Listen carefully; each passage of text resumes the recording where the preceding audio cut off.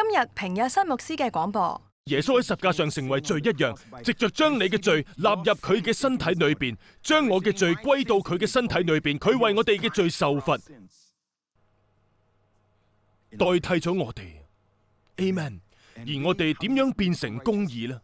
唔係透過行義，我哋領受佢嘅公義，然後我哋離開。上帝對我哋就好似對耶穌一樣，就好似上帝對十架上嘅耶穌，就好似對我哋一樣，我哋都係罪人。呢一切都係上帝愛的計劃，罪喺今日並唔係問題，問題係缺乏啟示。阿們。當耶穌從死裏復活嘅時候，石頭被滾開，嗰個石頭好重。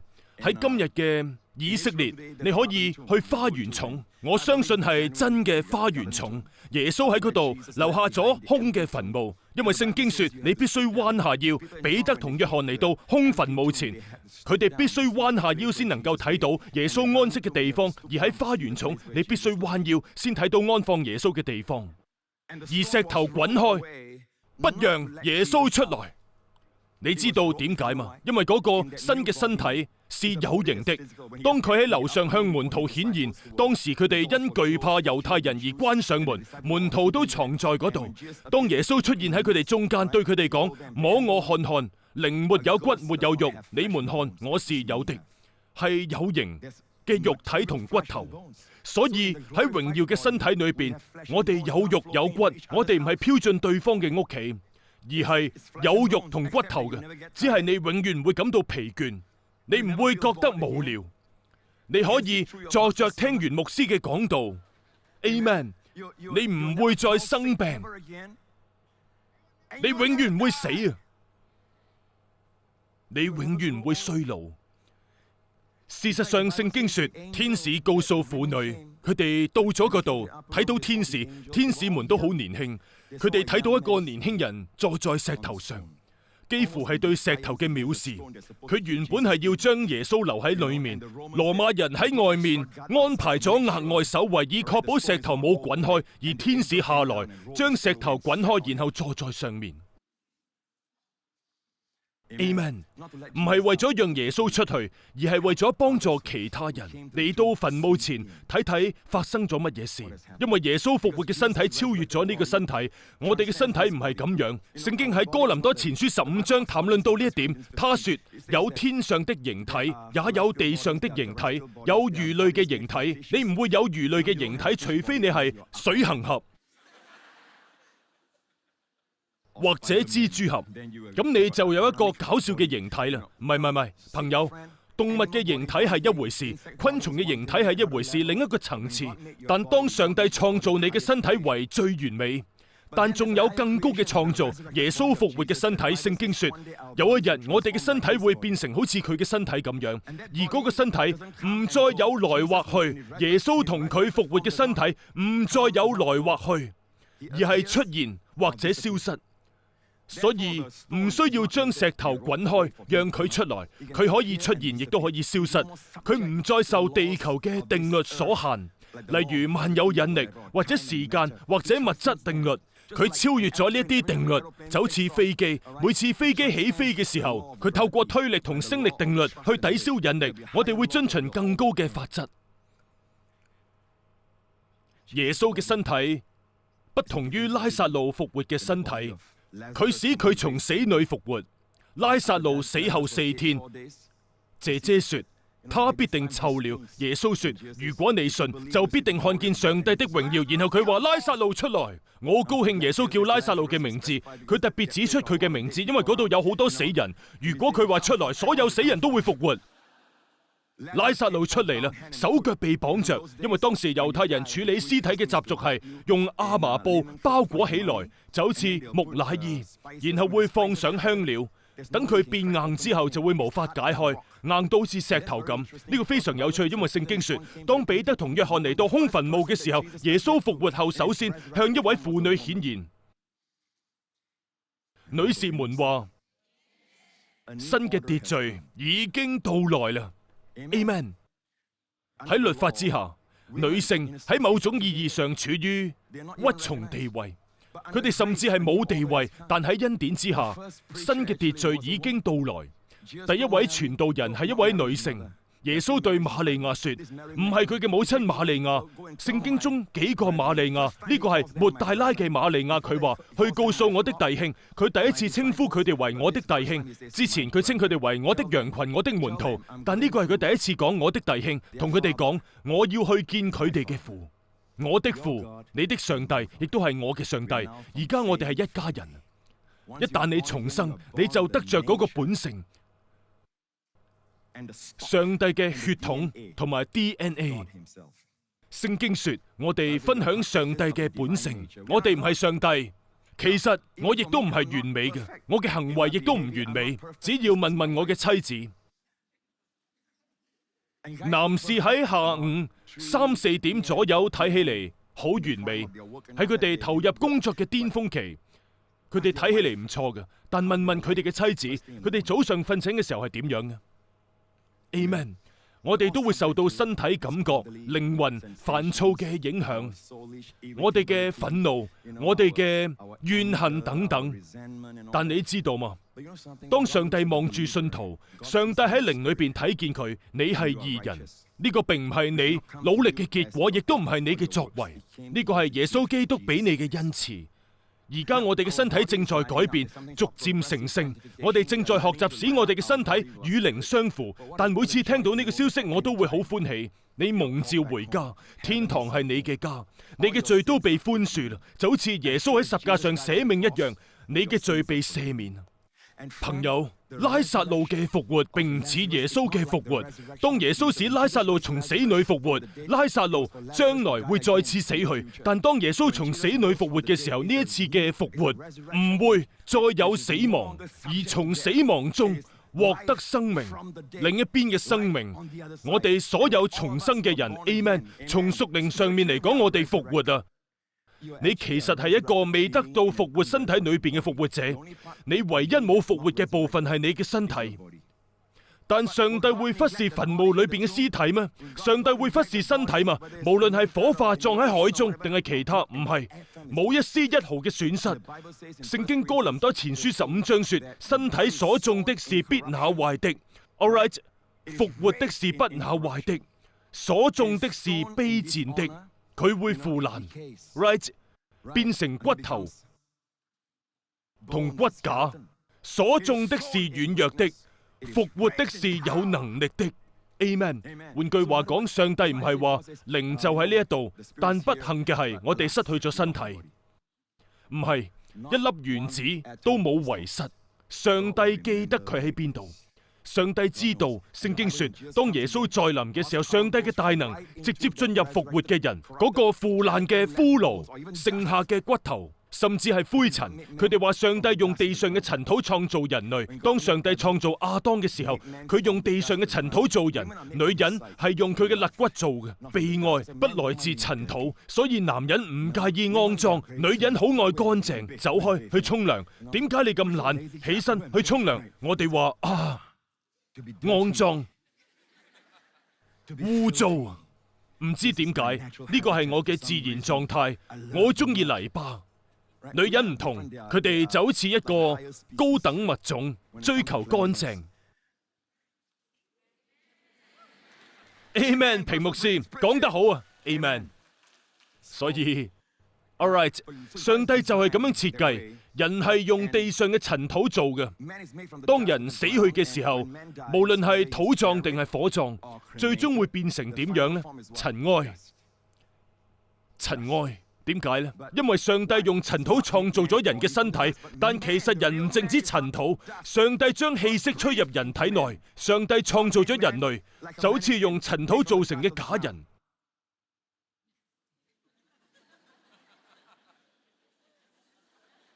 然後上帝吹一口氣，點啊？上帝早晨啊！上帝嘅氣息，明白嗎？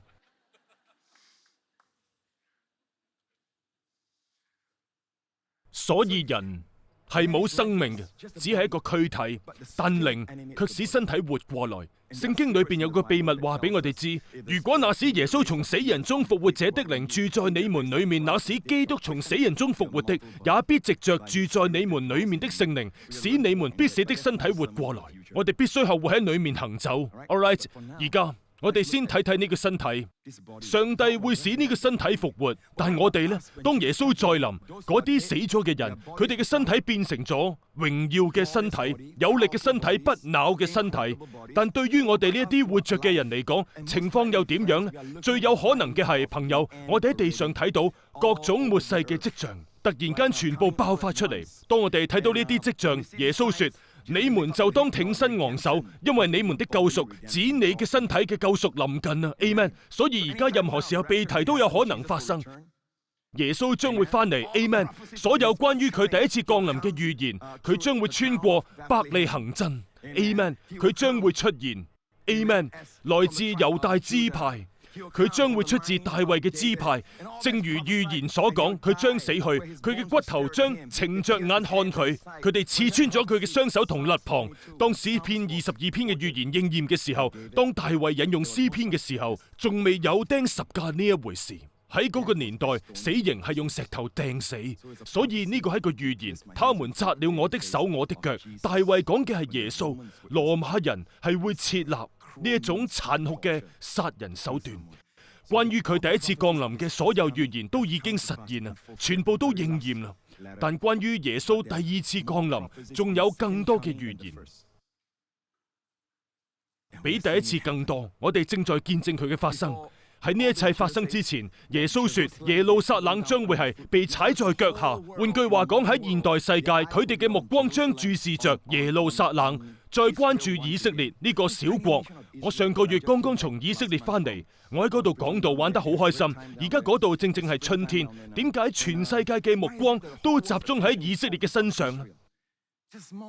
呢一片小土地不大於美國嘅新澤西州，只係一片好小塊嘅土地。點解會有咁多嘅紛爭呢？世界點解會如此咁關注呢？但係有一段時間，佢只係一片荒土，無法居住。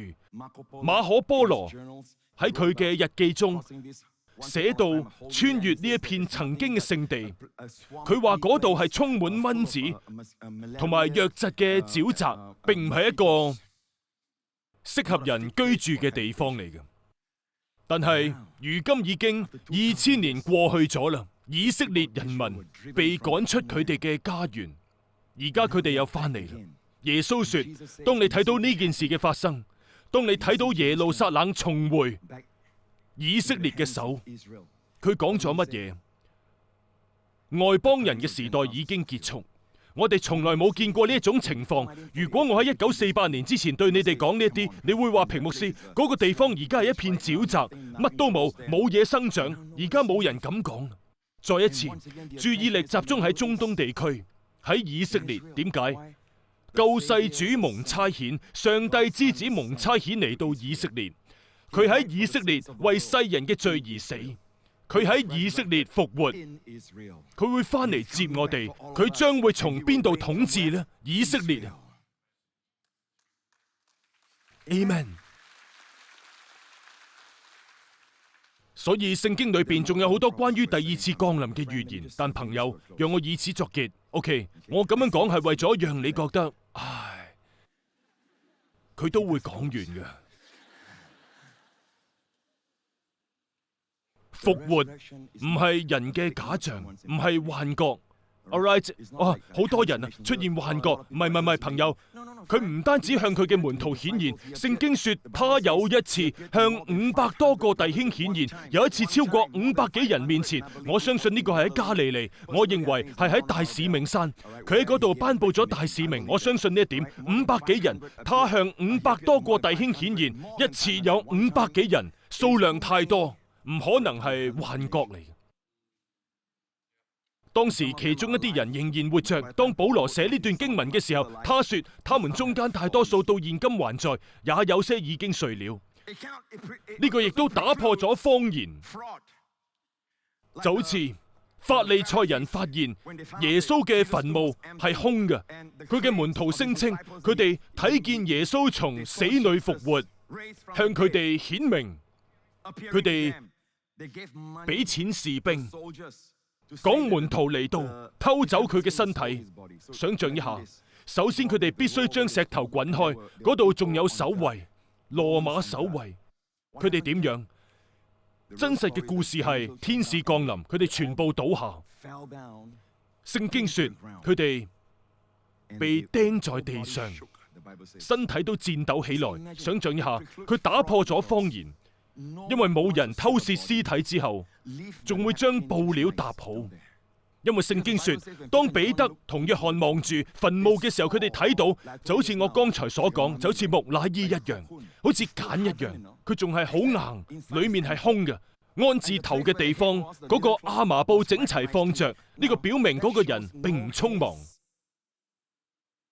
亦都唔馬虎。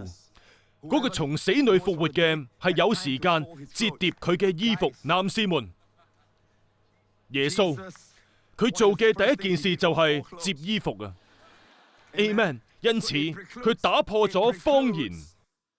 如果屍體被盜，聽住，如果屍體被偷咗，佢哋要做嘅，羅馬人要做嘅，喺耶路撒冷呢個小城裏邊，只需要喺嗰度揾一具屍體。我同你講，留住腐爛嘅屍體係非常困難嘅。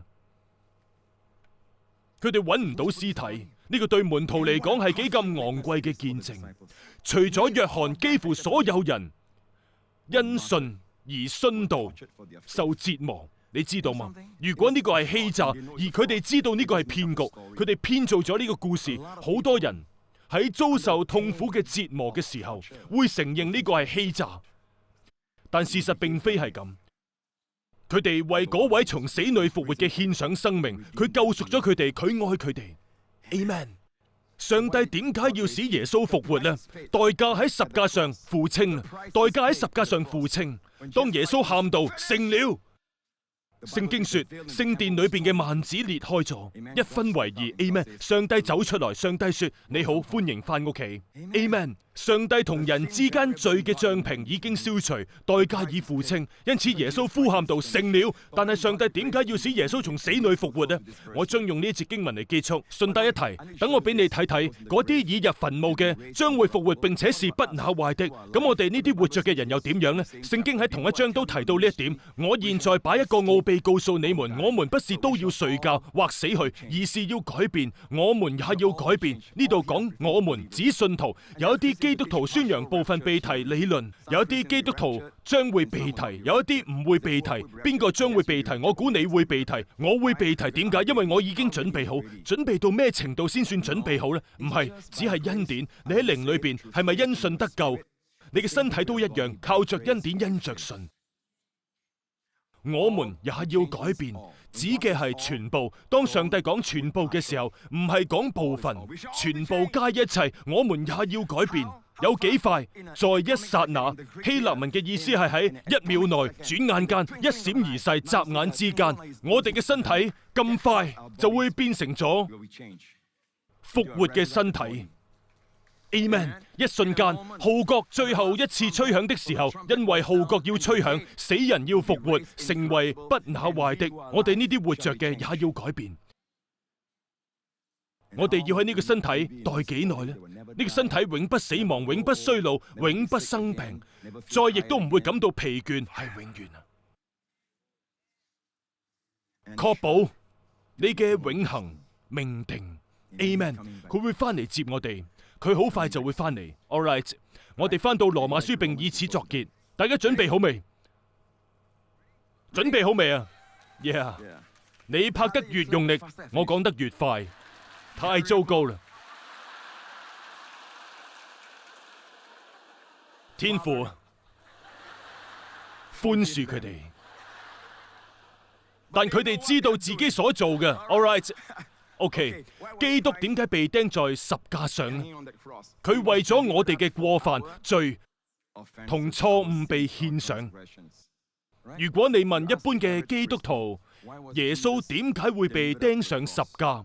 順帶一提，正如我所講，佢獻出自己嘅生命。我相信羅馬人第一次睇到一名男子躺在十架上，佢哋以前係從未見過呢一種情況。正如我所講，冇人可以奪走佢嘅生命，一句說話佢哋就倒下。佢獻出生命，因為必須為我哋嘅罪付出代價。佢係嗰隻羔羊，係上帝真正嘅羔羊。佢除去咗世人嘅罪，所以佢因為我哋嘅過犯而上十架。但好多人冇意識到呢個經文嘅第二部分，佢嘅肉體點解要從死裏復活？為我們的稱義。呢度嘅因為可能有啲模糊，佢有多種意思，取決於上下文。但喺希臘文中，楊氏直譯本說明咗呢一層意思。他復活是因為我們被稱為義。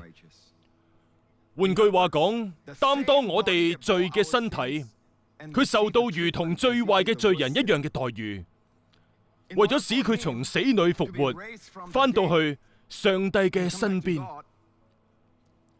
我哋嘅罪一定已完全消除。上帝肯定對我哋所有罪人說：我藉着耶穌所做嘅事宣告你係公義嘅。換句話講，上帝將耶穌嘅復活與宣告你為義人兩件事連結起來。換句話講，如果你冇被上帝稱為義人，佢唔會從死裏復活，因為你必須明白佢點解要上十架，為咗你；佢點解要從死裏復活，為咗你。上帝將佢嘅命定同歷史與你連結埋一齊。佢為你嘅罪而死，佢復活係因為上帝宣告你係公義嘅。而家你係義人，就好似嗰個得到上帝恩惠嘅人，你不配得的恩惠，你不配得的祝福，你經歷嘅所有美好嘅事情，你知道我唔值得，因此你嘅心充滿愛、喜悅同平安、感恩同祝謝。你知道你因另一個人而蒙福，你嘅生命係為咗榮耀佢，你被愛着。Amen。如果嗰個係你，聖經說呢個就係點解基督教唔係你更努力地禱告，做更多嘅事，唔係，係在於領受一份恩賜。公義係一份恩賜，當你得到公義，就好似上帝看待十架上嘅耶穌為最糟糕嘅罪人。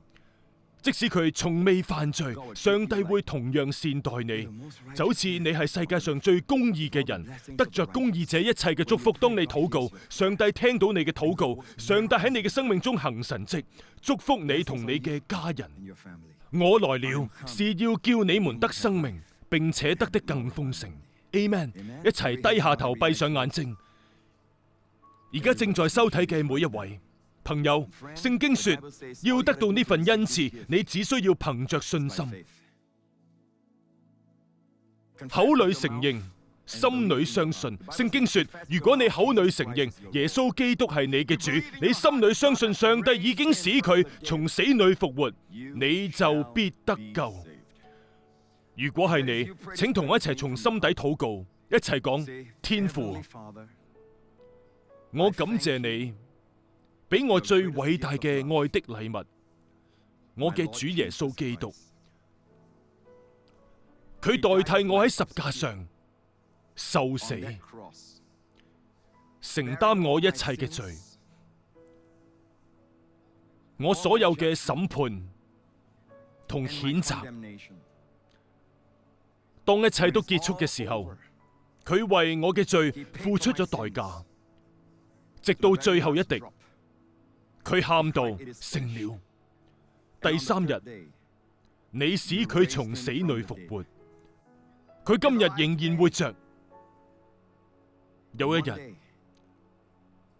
我亦都會得到一個全新嘅身體。感謝天父，耶穌基督係我嘅主，我嘅救主。奉耶穌嘅名，大家一齊講。Amen， 讚美主，恭喜你！你而家係至高上帝嘅孩子，兒子嘅靈已經進入你心中，住在耶穌裏面嘅靈亦都住在你裏面，就係嗰個聖靈。Amen。事實上，你而家係比亞當更高嘅創造物。亞當墮落啦，但耶穌基督從死裏復活啊 ，Amen。佢會翻嚟接我哋，弟兄姊妹，佢會翻嚟接我哋。但上帝希望你更加認識佢，領受更多恩賜。你願意繼續嚟教會嘛？弟兄姊妹一同站立，哈利路亞！我好高興，因為呢個並唔係勵志演講。你完成咗呢7個步驟，然後就會咁樣。如果冇發生咁就太可惜啦。你冇完成呢7個步驟，唔係嘅朋友，我唔係勵志演說家，我係傳道者，一個宣揚好消息嘅人，來自至高上帝，佢差遣我嚟同你講，話俾你知，佢唔會因為你嘅罪而責怪你。Amen。佢希望你翻屋企被領受佢嘅大能。Amen。領受佢嘅愛，領受佢嘅祝福，讚美主。Amen。喺未來日子裏邊，我仲想為你哋宣告更多事。讚美主，一齊高舉雙手。我哋漸漸進入一個越嚟越危險嘅世界，但上帝知道呢個將會發生。佢希望我哋唔好害怕或者灰心，要知道佢係你嘅好牧人。你必不會缺乏，即使你走過苦難嘅山谷，行過死蔭的山谷，你也不恐懼。點解？佢會同你一齊走過，佢會同你一齊。Amen。必有恩惠慈愛緊隨着你。因此喺呢個禮拜裏邊，我奉耶穌嘅名祈求亞伯拉罕嘅祝福，申命記28章嘅祝福，獨特嘅祝福。當你呢個禮拜經歷過後，你就知道係來自上帝嘅祝福，呢個會降臨到你同埋你所愛嘅人身上。奉主耶穌基督嘅名，喺呢個禮拜裏邊，主必親自保守你，保護你，免受各種疾病嘅侵害，免受一切危險、傷害、邪惡嘅勢力。因為耶穌主躺臉向你微笑，佢對你微笑並賜俾你Shalom，平安、健康、幸福，俾你同你嘅家人。奉主耶穌嘅名，大家一齊講 Amen。我哋再見，上帝祝福你。